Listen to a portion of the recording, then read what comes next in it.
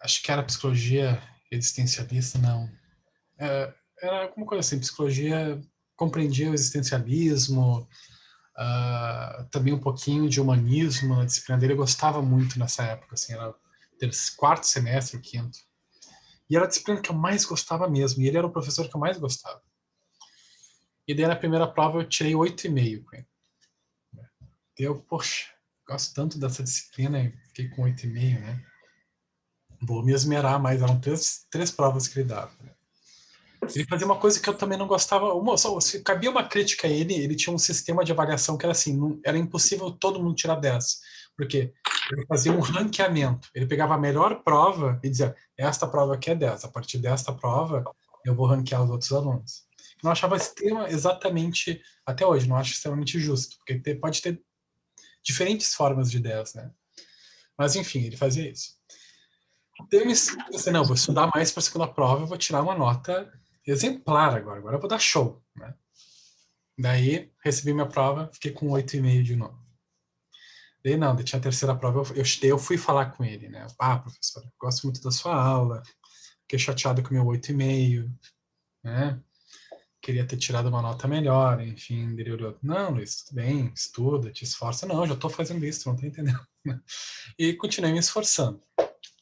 Daí, para a segunda prova, eu baixei a cabeça e estudei. Dei o meu melhor estudando. Daí, quando ele entregou, daí sim, né? Entregou a terceira prova, a minha nota foi 8,5 de novo. Então, eu tirei 3 8,5. Daí eu cheguei para falar com ele no final do semestre, falei, olha, professor, estou chateado porque eu queria ter tirado um 10 na sua disciplina, que era para mostrar para o senhor que eu gostava da sua disciplina, enfim. Daí, olha, não é um 10 que vai mostrar que tu gosta da minha disciplina. O que mostra que tu gosta da minha disciplina é que tu participava nas aulas, tu veio aqui falar que tu estava querendo estudar, que tu estava motivado, né? Então, primeira coisa que eu quero te dizer, que tu é um cara congruente, tu tirou 3 8,5, né? Ele era bem humorado. E segundo é que notas são apenas números que tu precisa para passar, mas o que vai te fazer ser um bom psicólogo, primeiro, é tu ser uma boa pessoa com valores. Segundo, é tu querer o bem das pessoas. Terceiro, é tu não te contentar e sempre buscar autoatualização, sempre querer mais, ter fome. Essa é a postura de um profissional nota 10 e não um número. Né? Números são bons, ajuda, né? Mas a postura de sempre querer mais, a fome de saber, isso é o que vai te fazer ser um bom profissional. E querendo ou não, eu me lembro dos meus colegas que eram, né, nota 10 mais, enfim, muitos tiveram muito sucesso, enfim, mas eu tinha colegas que tiravam notas, passavam ali raspando, e que, olha, tem muitos deles que hoje são referências na área, né?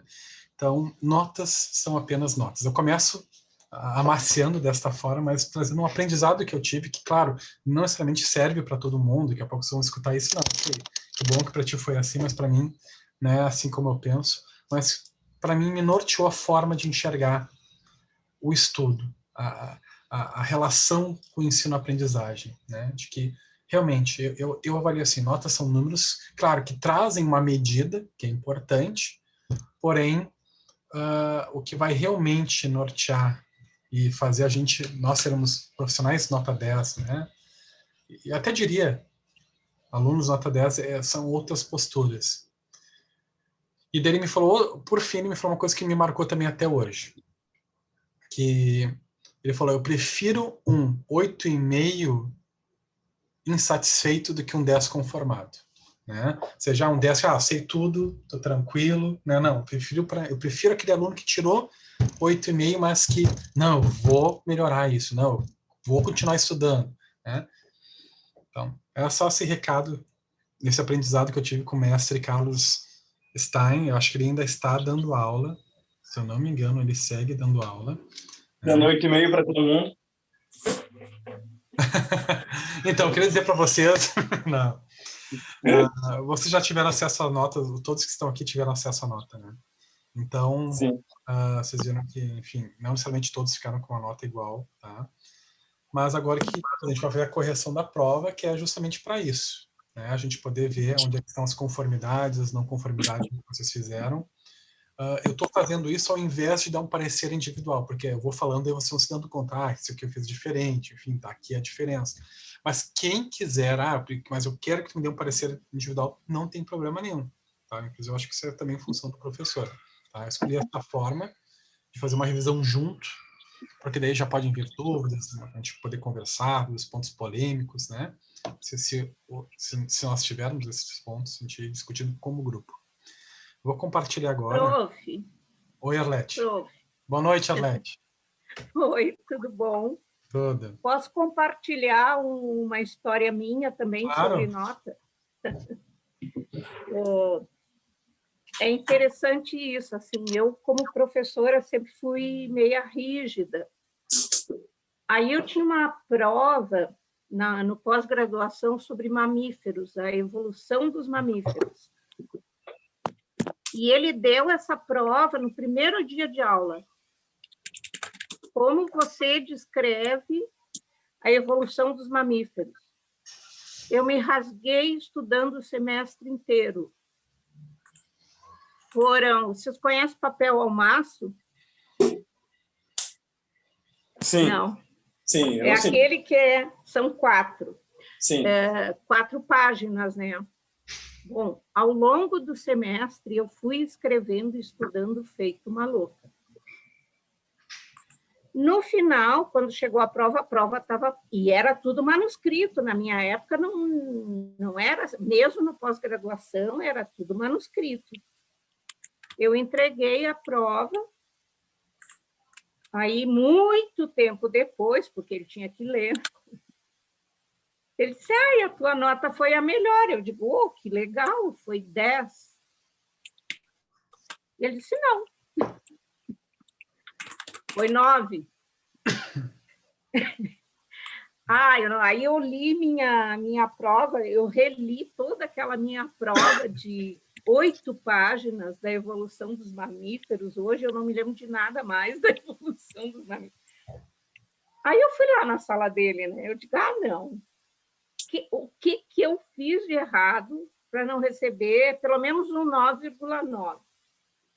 Ele olhou bem para mim e disse assim, tu não me contou nada de novo. Eu digo, mas, Nelson, houve na evolução dos mamíferos, nesse último semestre, alguma prova de que houve uma novidade na evolução dos mamíferos? Ele disse, não, mas é o meu jeito de corrigir prova. Então, a gente tem, quando a gente corrige as nossas provas dos nossos alunos, nós temos uma história pessoal junto. E eu me lembro que eu fiquei muito chateada na época, eu digo, mas é número, eu já tinha ganho. Como que eu vou dizer para ele? Como que eu vou dizer? A gente quer que o professor entenda que a gente está ali não é de bobo, que a gente está estudando porque gosta e porque quer crescer, seja da forma que for. O meu caso não é profissionalmente, né? Lá era. Então, assim, eu acho enriquecedor esses depoimentos, sabe? Que nem tu fez assim, olha, é isso aí, tu me levou para 20 anos atrás. E o professor acabou de me levar para 20 segundos atrás, porque antes de começar a aula, eu estava mandando mensagem para a professora Patrícia reclamando da minha nota, porque no portal apareceu 8 e 8, e eu só errei uma questão na prova, entreguei outro trabalho, como assim? Eu já fiquei, todo já que eu sou muito chato com essa questão da nota também. Ter tirado 9 nessa prova de processos foi um tabefe para mim, eu fiquei chateado também, comigo, obviamente, né? Mas aí o professor deu o relato, e agora veio tu, Arlete, com essa daí também, Mas tu quer saber? Eu vou cancelar minhas matrículas no EAD. Porque eu não estou aprendendo nada com aquele Horrível, Arlete. Desculpa, também estou achando. Horrível. Eu não estou produzindo absolutamente nada nas cadeiras EAD. Eu estou perdendo tempo. Desculpa, Luiz. Capaz, a gente se... É que nós estamos ocupando a aula dele, né? Sim. Mas eu não estou aprendendo nada. Ele está só analisando, gente. E só estou me esforçando. E o resultado não vem. Então, talvez seja o sistema EAD, mas Eu vou cancelar. Eu não peguei as cadeiras em AD esse semestre. Tu sabe que eu sinto muita falta assim, desse norte do professor. Eu até comentei com a Patrícia sobre isso, assim.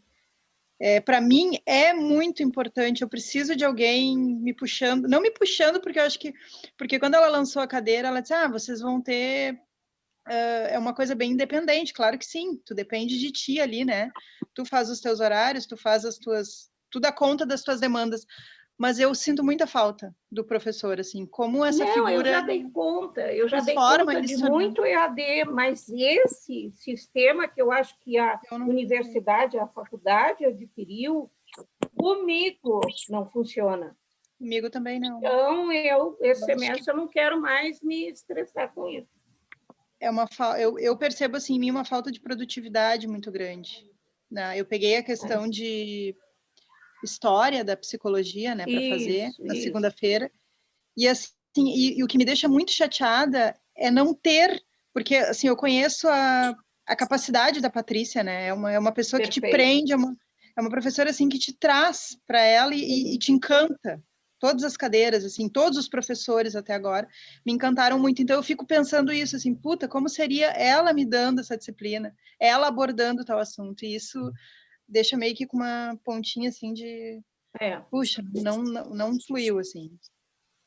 Enfim, acho muito válido também, concordo com o Luiz, assim, eu acho que isso a gente leva muito, né, eu sou uma pessoa também que tenho essa questão da nota como uma referência muito grande, mas não é uma máxima isso, né? Aí é que a gente percebe como não é uma máxima, né? Como isso não vai... Quando a gente entra no mercado de trabalho, a gente vê que mais de 85% das demissões não são por falta de conhecimento técnico, são por causa de atitude no trabalho, de comportamentos, valores. Né?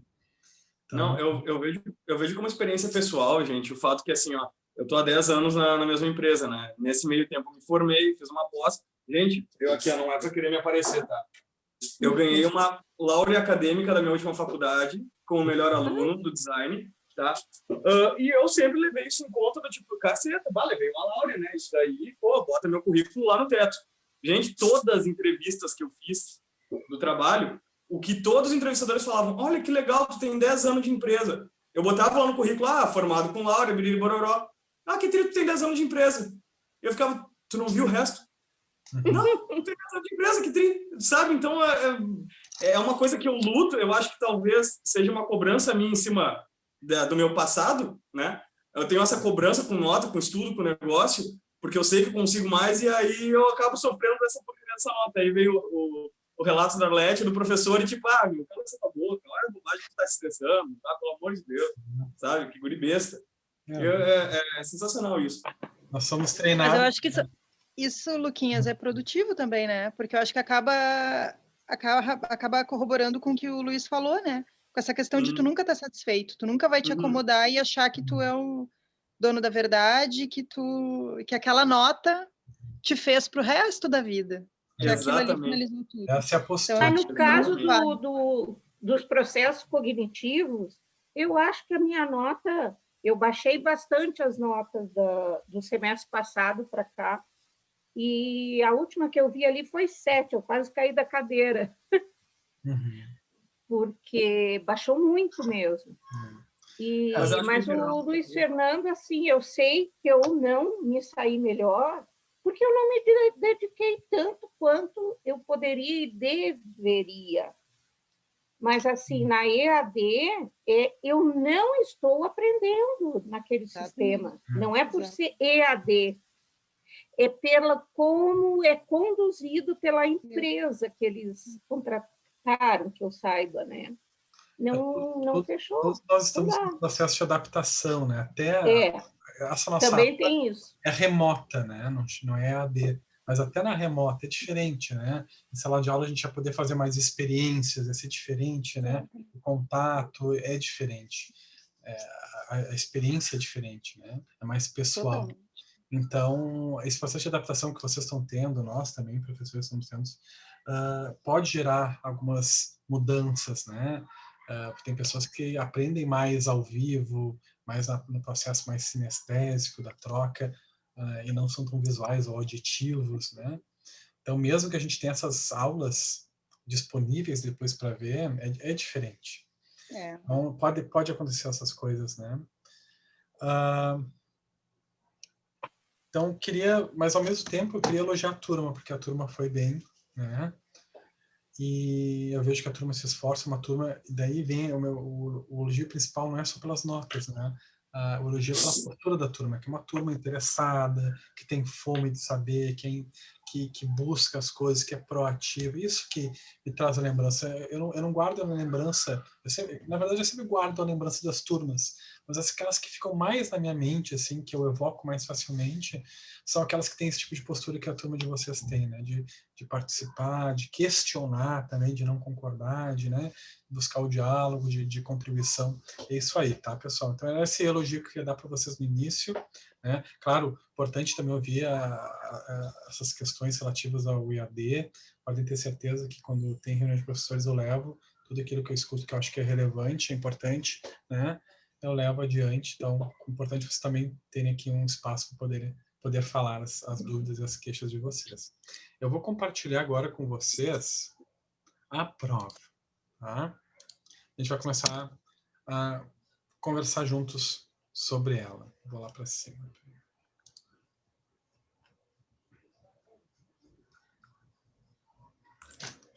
Então, essa primeira questão, tá?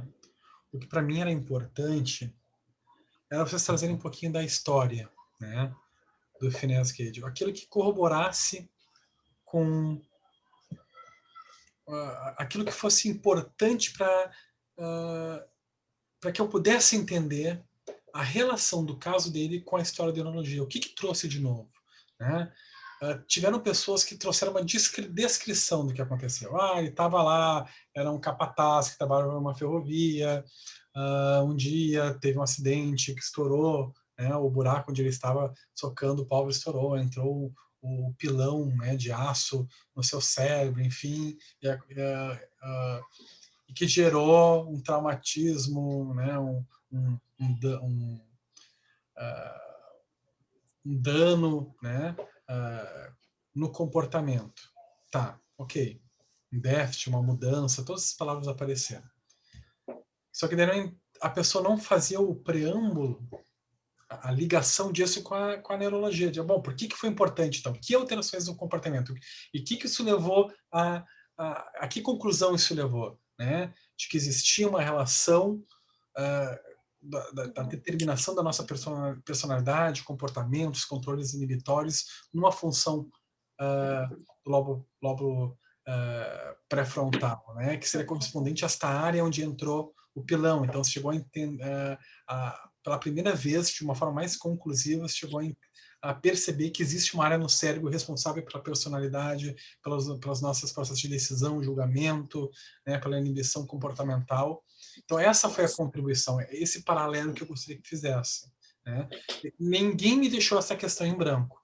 Todas as respostas foram boas, mas as respostas que ganharam a nota máxima aqui, que era 0,5, foram aquelas que trouxeram essa relação. Não era só descrever o acidente, era dizer por que então este acidente foi importante para a história da neurologia, para o entendimento do funcionamento, né, das funções, do funcionamento, né, cerebral, né, das funções, da fisiologia, né, do cérebro. Tá? Mas aqui, de todos que estão aqui, eu acredito que acho que todos aqui ficaram com a nota máxima nesta, tá? Bom, alguma dúvida, pessoal? Nossa, a primeira questão. Tá. Questão número 2.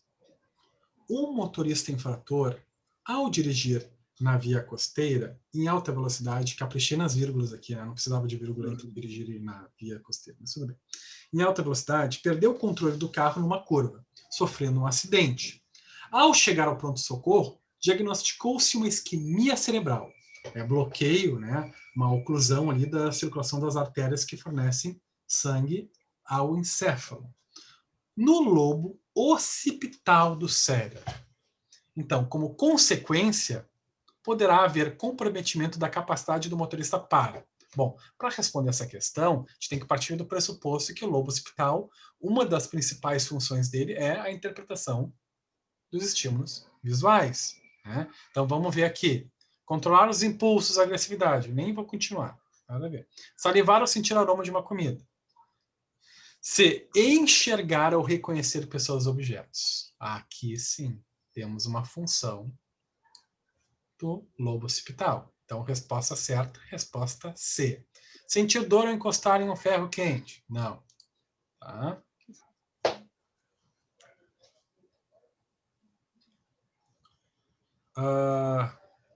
Bom, vocês querem que eu explique por que as outras não são?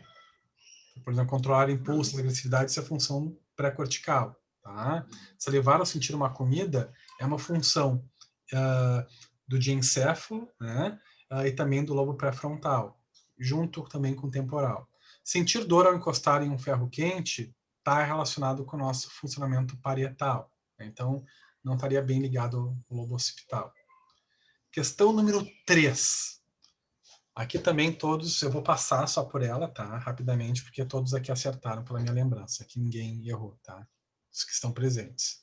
Observe a imagem e responda a questão, observando a figura. Aponte quais cores se referem aos lobos occipital, parietal, temporal e frontal, respectivamente.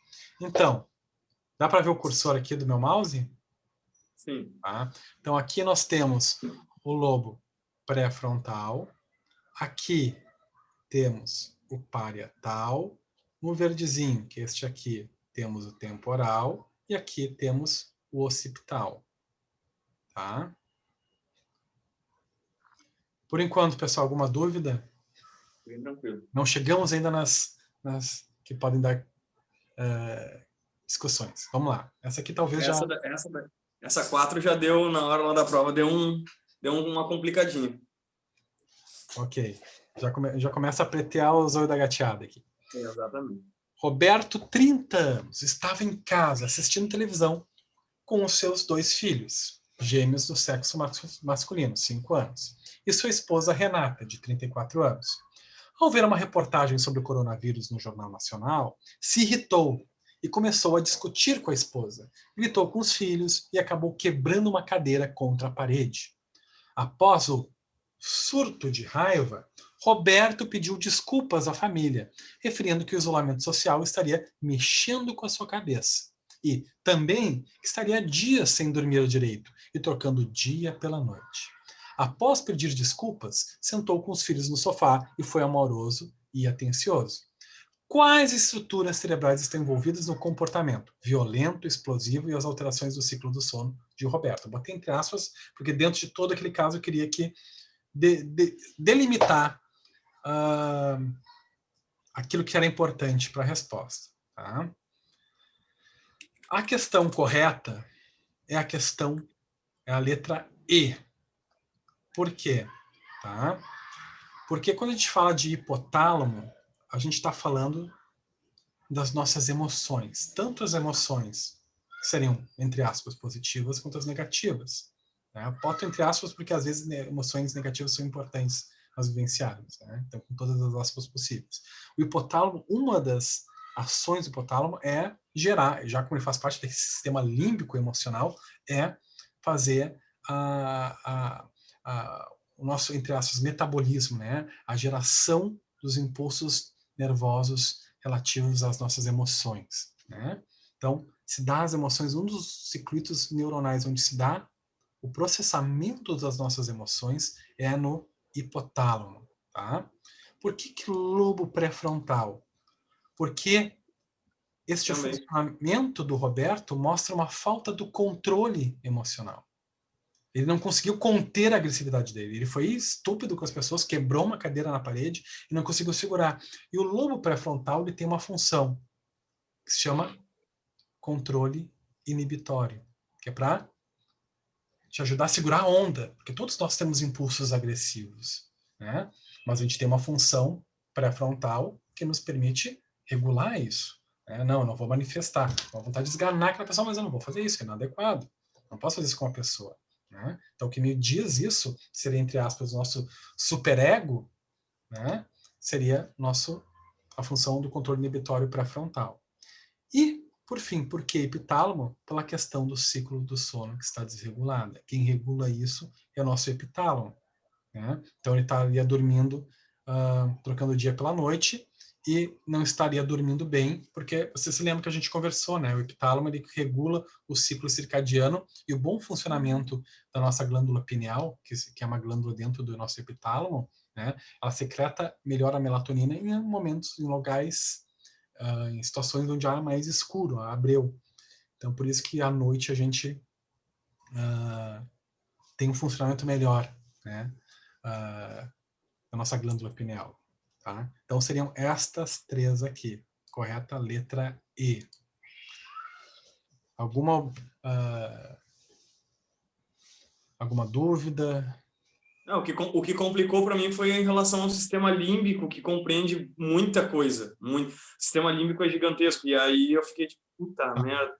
O hipotálamo foi, logo o pré-frontal também foi. Aí eu fiquei tipo, essa porcaria desse hipotálamo, puta merda.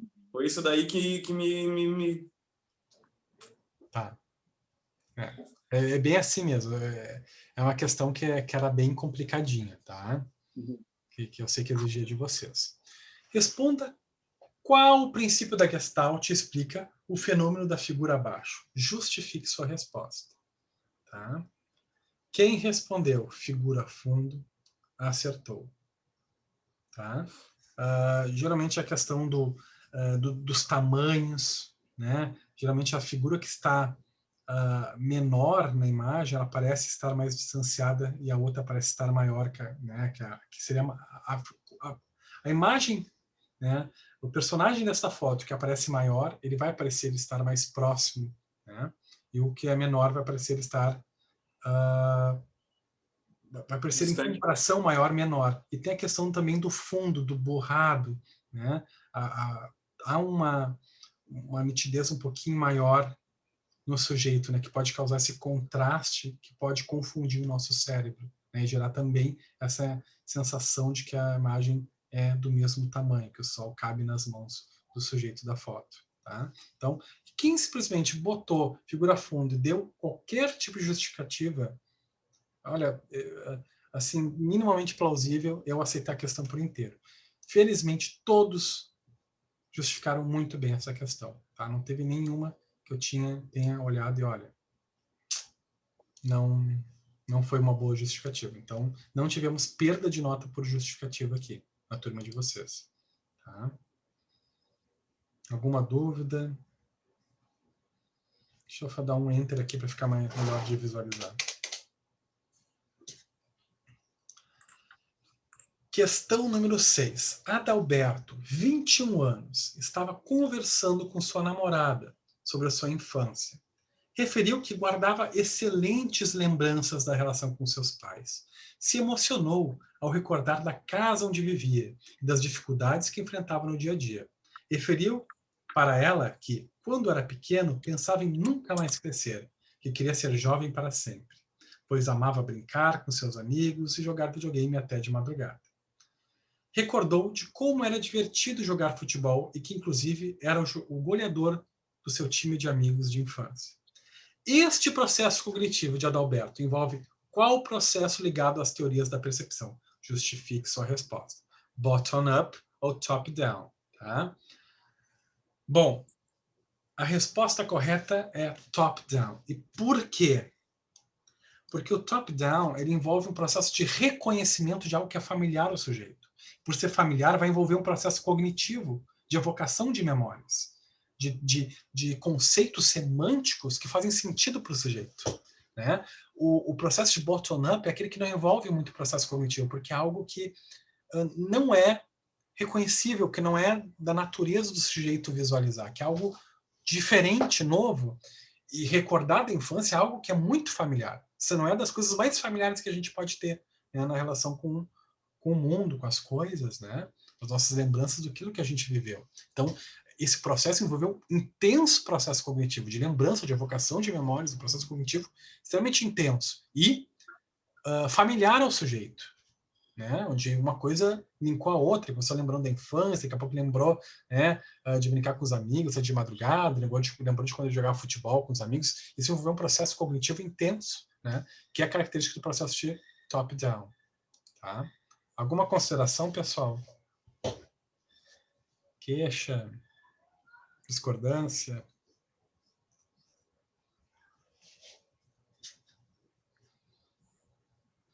Ok. Questão número 7. Foi solicitado ao paciente que observasse abaixo. A figura abaixo, faltou a figura, né? Mas ali já complementa. Ao observar a figura, o paciente referiu estar vendo uma águia vermelha. Qual fenômeno senso-perceptivo explica esta resposta do paciente? Justifique sua resposta. Bom, ele olhou esta foto aqui e viu uma águia vermelha. Tá? A resposta correta seria ilusão. Por quê? Porque os dois processos principais, né, de distúrbios senso-perceptivos que nós vimos é a alucinação e a ilusão. A diferença é que a ilusão, o fenômeno da ilusão, a gente distorce um objeto que existe, um objeto real. Né? Eu olho essa caneta aqui e digo que é uma lagartixa. Né? Eu estou distorcendo algo que existe, estou deformando um objeto real. Então, isso o nome que a gente dá disso é ilusão.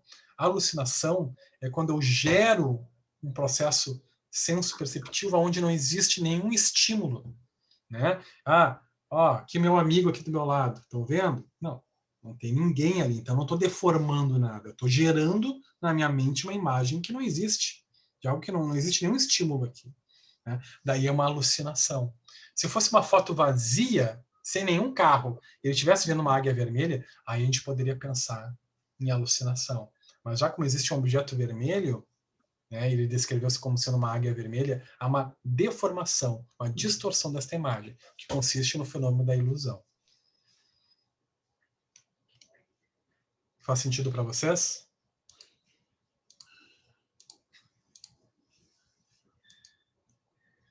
Ok.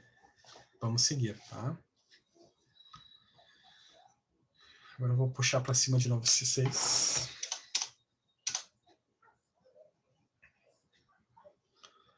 Oito. Aqui vem uma questão bem polêmica. Tá? 8. Paciente de 48 anos. Chegou à emergência em choque. Testemunhas dizem que o paciente fora vítima de assalto, onde sequestraram seus 2 filhos. Ao aplicarmos a escala Glasgow, o paciente tornou-se pouco responsivo, tendo pontuação 9, que é ali, com ponto de corte para intubação. Então, o paciente estava praticamente não responsivo.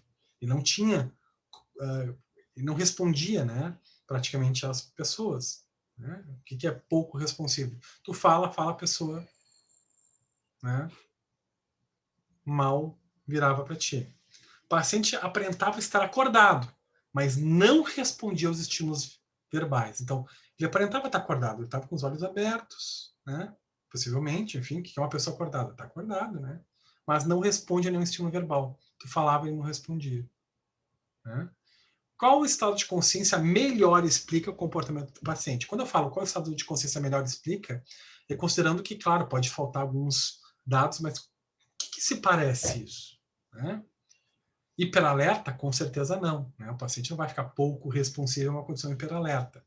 Lúcido também não. O paciente não vai ficar pouco responsível, aparentando estar acordado e não respondendo a estímulos verbais. Obnubilado seria uma perda, uma diminuição da consciência para um estado de sonolência. No estado de sonolência, a pessoa pode estar com uma dificuldade, mas ele não vai ficar numa condição de não responsivo aos estímulos verbais. Não chega a esse ponto. Aí chega a grande polêmica. Torpor ou confusão. Tá? Então, quem ficou na dúvida entre esses dois, já me considerei bem, bem feliz. Porque já foi um erro muito pequeno, porque são duas questões que realmente pode confundir. Tá? Então, se botou hiperalerta, lúcido e obnubilado, eu já pensei, poxa, não entendeu a questão mesmo. Né? Não pescou essa parte da disciplina. Agora, se ficou entre torpor e confusão, eu já, ok, entendeu, mas faltou um pouquinho para diferenciar. Bom, o torpor e a confusão são dois estados de comprometimento maior de consciência. A diferença aqui, que é importante para a gente compreender o caso, é que confusão, geralmente o paciente é responsivo. Ele consegue responder, ele não fica, ele responde aos estímulos verbais, só que quando ele responde de uma forma desorientada, ele responde de uma forma confusa, né? Ele não responde nada com nada, ou o que ele fala não faz sentido, não é coerente, ou é irracional com o que ele está vivendo. Isso seria um estado de confusão mental. Um esquizofrênico, hebefrênico, numa crise, né, ele está no estado de confusão, num momento de crise psicótica, que se caracteriza também por uma confusão mental. Eles são responsivos, né, mas aquilo que eles vão falar para vocês não vai fazer sentido, não vai estar conectado com o que ele está vivendo. Então, gera uma desorientação na resposta. E torpor, sim, é uma diminuição aguda da resposta ao ambiente, onde a pessoa normalmente não responde a estímulos verbais. Tá? Então, esse pequeno detalhe é o que fez a diferença. A resposta correta, então, seria torpor. Tá? Droga. Tudo bem. Porcaria. Tu colocou confusão, Lucas? Botei. Tá. Botei porque na minha cabeça torpor também se correlacionava, né, de novo, a uma não resposta, não só verbal, mas no geral, assim, Tá. estímulos físicos e tudo mais. Na minha cabeça era isso. Tá. Também o torpor entrava nisso. O torpor ele pode ter alguns níveis, pode ainda ter quase conexão com ele, mas o característico do torpor é a falta de responsividade aos estímulos. A pessoa está acordada, mas ela está num estado de choque, de desconexão emocional e cognitiva com o ambiente que o circula. Tá? Mas, como eu falei, teve algumas pessoas, claro, botaram outras questões, né? Mas eu considero que a diferenciação entre torpor, quem ficou entre torpor e confusão, já está se errou por pouco. Errou, assim, dentro de um quadro já muito próximo característico. A gente pode confundir isso aqui com confusão mesmo. Tá? Eu considero que essa aqui foi a questão mais que mais gera dúvida mesmo. Tá? Bom. Questão número 9. Eu diria que essa aqui é que gera bastante confusão. Porém, na minha opinião, essa aqui foi a mais polêmica. Essa aqui foi a questão que eu pensei, vou ter que rebolar para explicar quem errou. Tá? Porque é uma questão realmente que pode gerar. Para mim, na minha opinião, essa aqui foi a questão mais difícil da prova. Tá? Minha opinião, como professor. Vocês podem discordar. Bom, o paciente João, 23 anos, com um diagnóstico de TDAH, ao falar sobre o seu final de semana, referiu que passou por uma situação embaraçosa junto com a família. Que situação embaraçosa foi essa? Né? Relatou que passou a tarde toda de sábado jogando videogame no seu quarto. Que maravilha, que saudade da última vez que eu fiz isso. E disse que sempre quando chegava a noite de sábado, ele costumava ir jogar futebol com seus amigos na cancha ao lado da sua casa. Porém, neste sábado passado, sua irmã estaria de formatura. Aí vem o ponto-chave, que eu vou reforçar na leitura deste caso. Tá? O paciente não esqueceu da formatura da irmã, até porque colocou vários lembretes na casa. Então, aqui não teve um esquecimento. Né? O condicionamento do que ele fazia tudo não capturou, não tirou ele do que ele deveria fazer. O condicionamento não tomou conta, o automático não assumiu o controle ainda, que seria a captura do momento. Né? Não, ele se lembrou que tinha uma formatura. Então o paciente não esqueceu da formatura da irmã, até porque colocou vários lembretes pela casa. Porém, ao chegar na formatura, chamaram sua atenção pelo fato de estar vestido com uniforme de futebol. O paciente logo percebeu o equívoco e voltou correndo para casa para trocar, né? Perdão, me perdi aqui. Chamaram, correndo para cá para trocar a roupa e botar trajes sociais. Ao voltar para a festa, acabou percebendo que perdeu a colação de grau da irmã, o que deixou arrasado, né? Isso aí é já a consequência do ato dele, tá? Então, qual fenômeno atencional melhor explica o comportamento de João? Justifique sua resposta. Aqui, a maior dúvida, eu vi pessoas que botando... A turma ficou extremamente dividida. Aqui a turma se dividiu mesmo. Metade da turma botou erro de captura e metade botou erro por descrição. Ninguém botou omissão, ninguém botou perseveração, ficou aí. Tá? A diferença aqui, tá? Eu peço pra gente, eu vou até grifar aqui. O paciente não esqueceu. Primeira coisa que a gente tem que analisar. O paciente não esqueceu na formatura da irmã, até porque colocou vários lembretes para casa. Isso aqui, para mim, tá? Já é a pista que diz que não é erro de captura. Por quê? Porque no erro de captura, a pessoa se deixa levar pelo automático, né? O automático captura o funcionamento do sujeito e faz ele agir da mesma forma. Como é que seria este caso para ser um erro de captura? Como é que eu teria colocado este caso? O sujeito, né, o João, paciente, ele teria ido para o jogo de futebol, em vez de ir para a formatura da irmã. Ou daqui a pouco, ele até poderia lembrar da formatura, mas depois de chegar lá na cancha, ele chegou na cancha, tem a formatura da minha irmã, vou voltar para casa para ir. Né? Ele inclusive poderia estar no caminho para a cancha. Está no caminho. Já está imprimindo aquele funcionamento automatizado, condicionado. Ele está sendo capturado pelo automatismo que ele faz todo dia. Ele se lembra no caminho, opa, vamos voltar que eu tenho a formatura da minha irmã. Não, então aqui, ó, o paciente não esqueceu da formatura da irmã, até porque colocou vários lembretes. Aí vem a explicação agora por que é um erro de inscrição. Porém, ao chegar na formatura, chamaram sua atenção por estar com uniforme de jogo de futebol. O que caracteriza, né, essa questão do erro de descrição?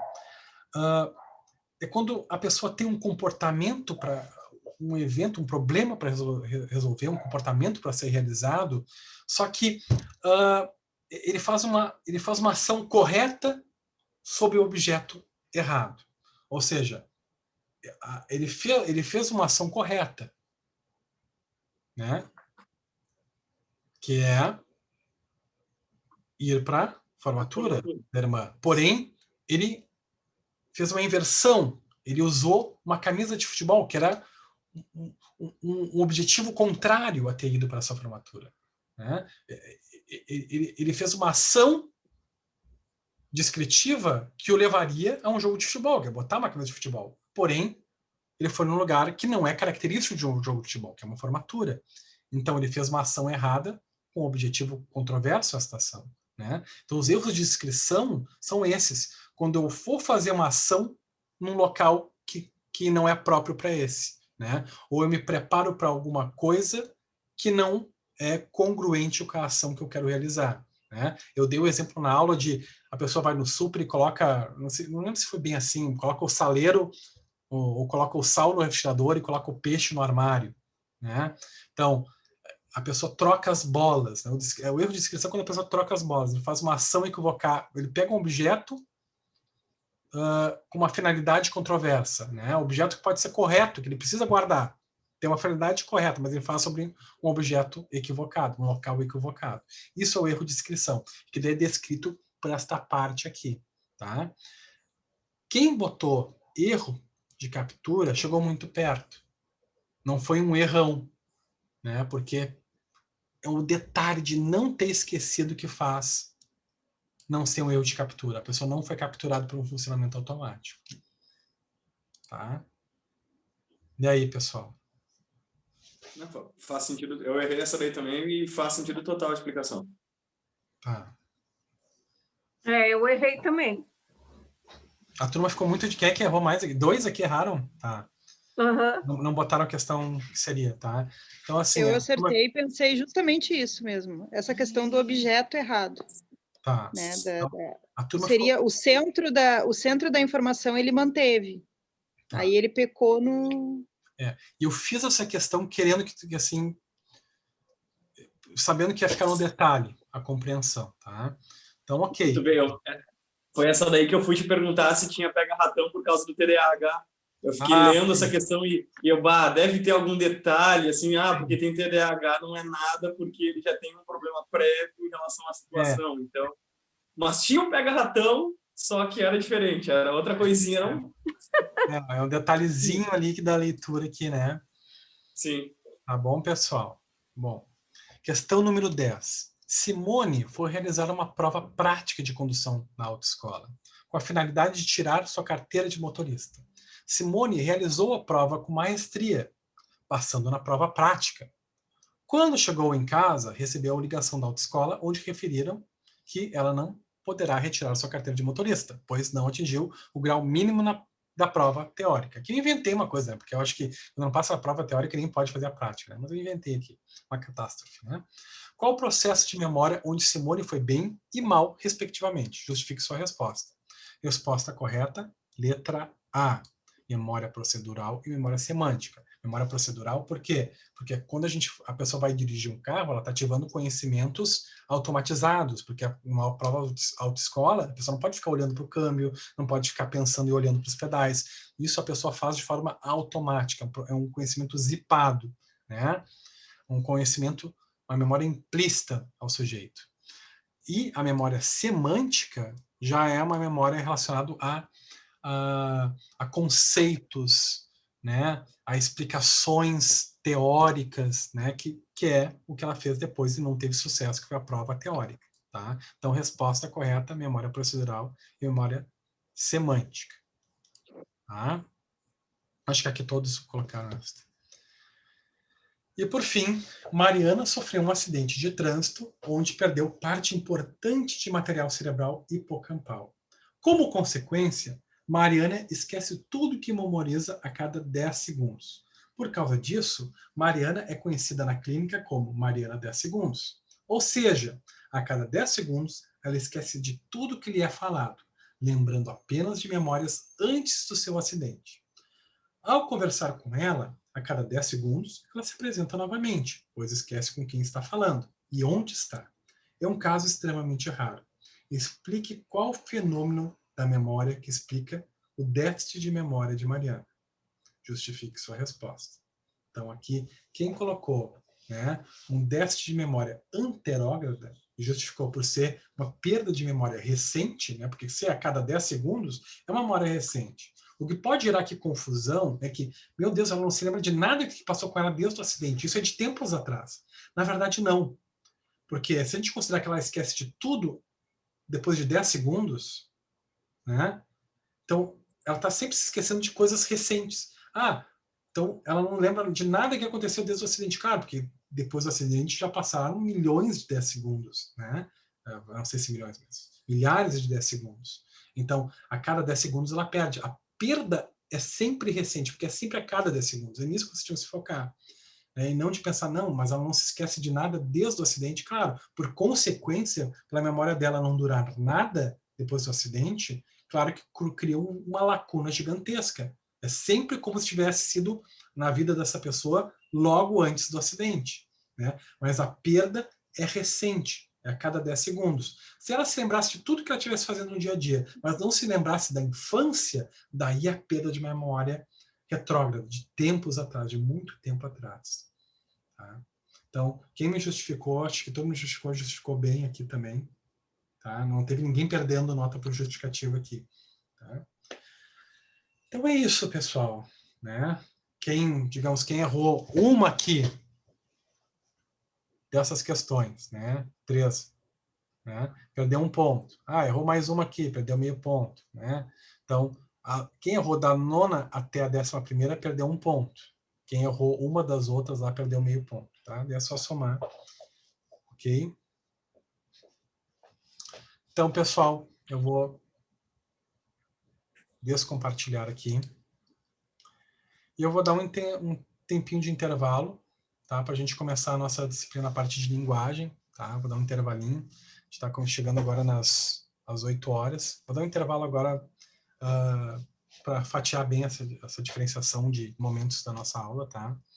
Daí, na volta, vou dar uns 15 minutinhos. Então, às 8h10, 8h12. 8h12 a gente volta já com o conteúdo. E vamos seguido, tá? Com linguagem, processo cognitivo da linguagem. Tá bom, pessoal? E nunca se esqueçam. Certo. Isso eu acredito muito nisso. Eu prefiro um 8,5 inconformado do que um 10 acomodado. Tá bom, pessoal? Legal. Não se deixem levar por notas. Até mais. Até logo.